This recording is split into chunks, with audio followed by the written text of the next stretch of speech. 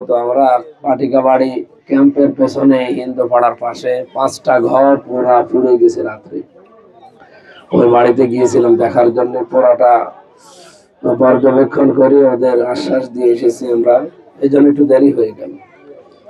আপনারা জানেন বাংলাদেশ জামাত ইসলামী মানে একটা ভরসার জায়গা হয়ে দাঁড়িয়েছে দেশে। যে কেউ বিপদে পড়লে মানুষ মনে করে যে জামাত ইসলাম আছে, অথচ জামাতের প্রতি যে অত্যাচার জুলুম এই 54 বছরে হয়েছে, অন্য কোন দল হলে সে মাটির সাথে মিশে যেত।